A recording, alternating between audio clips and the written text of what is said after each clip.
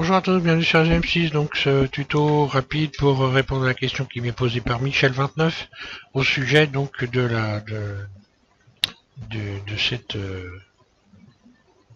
possibilité que l'on a quand on saisit un objet comme ceci avec un clic droit de le relâcher en refaisant un clic droit et bien se repositionner à la même place. C'est d'ailleurs cette façon de faire donc avec les versions anciennes de Blender que on procédait très souvent. Donc pour pouvoir arriver à avoir cet effet là, c'est assez simple également. Donc déjà premièrement il faut aller Michel dans les préférences utilisateurs, il faut aller dans entrée ici et il faut décocher valider au relâchement.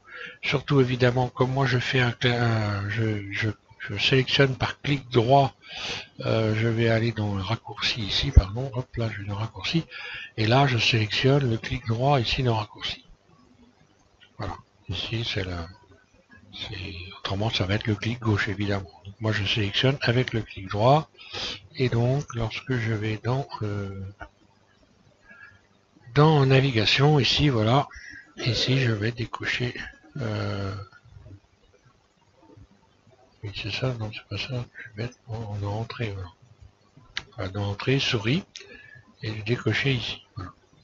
Autrement, ce qui se passe forcément, puisque c'est validé au relâchement, si je coche cette case, dès que je relâche, la position est validée, et le cube, lui, il ne revient pas à sa place.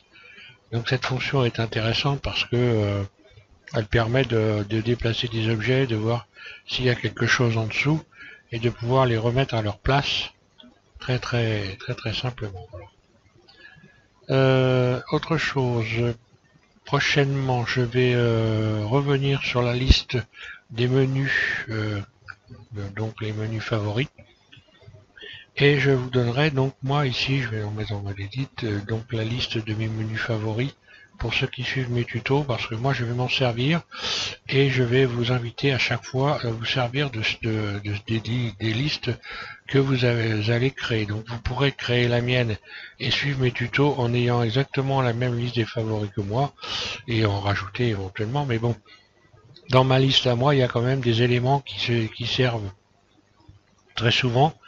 Donc je les ai sélectionnés qui n'ont pas de raccourci, pour la plupart, et des outils dont on se sert assez souvent, et donc il ne sera pas inutile pour vous d'avoir ces outils dans votre liste de favoris, et ça sera plus simple pour ceux qui vont suivre mes tutos. Naturellement je dirai toujours où je retrouve les éléments dans les listes quand même, mais je pense que c'est important de travailler là-dessus et de se créer des listes de favoris de manière à avoir un confort relativement conséquent lorsque vous allez modéliser. C'est important quand même de ne pas être obligé sans arrêt d'aller fouiner dans tous les éléments, dans toutes les fenêtres ici.